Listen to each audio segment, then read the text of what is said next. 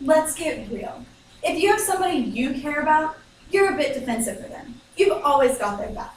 But I'm particularly protective over my older brother's heart. He calls me his guardian, and I take that job title very seriously. Whenever he brings a girl home, I'm the one they're most scared to meet. But I don't understand why. I mean, sure, I have expectations, and sure, my standards may be set a little high, but it's not like I'll say anything mean to their faces.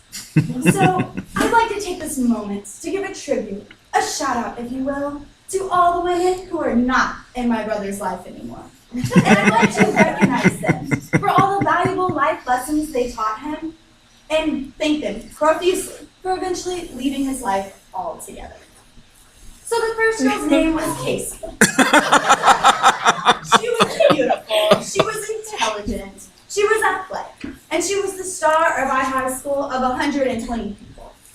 She knew she possessed these qualities, and she thought that granted her permission to do whatever she wanted. And by that, I mean that she thought she could take away time from my brother's relationship with me. You see, everything with my brother was fine, and then she came along. She thought she got to do whatever she wanted. However, I told her she couldn't. Well, not directly to her. I mentioned it to my brother. And eventually, he ended the relationship with her. He did this by graduating his senior year of high school and fleeing to the state of Maine for his freshman year of college. Now, the next girl's name was Brooklyn. She met my brother in college in New York. And, well, she was fine for the first 6 months, and then she came down to the state of Texas, where the sun's a little bit more brutal than it is in New York. You see, she's a bit pale, like Edward Cullen in Twilight. But when the sun hits her skin, it doesn't sparkle, it burns. When she spent about 10 minutes outside on a cloudy day in Texas, she came back in with an extreme sunburn. Yes, people, this was a literal red flag that the relationship was not going to work out.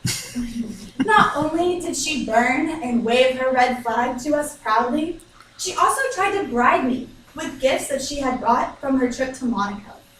Now, people, yes, I have high standards, and you cannot bribe me with gifts. So I mentioned these small details to my brother, and I continued to mention these until she went to Ireland, where she expressed her love of the rain and the cool weather. And my brother realized that maybe she wasn't cut out to be a Southern belle, and she wasn't going to survive in the state of Texas if they did happen to get married.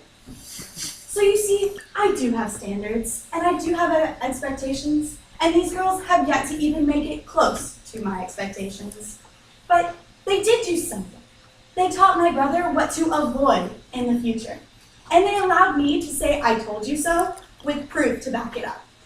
So I want to thank them and recognize them for their gracious time spent with my brother and for teaching me that I'm always right. So with this, I'd like to express my gratitude for the lifespan and termination of relationships and give a polite shout out to my brother's exes.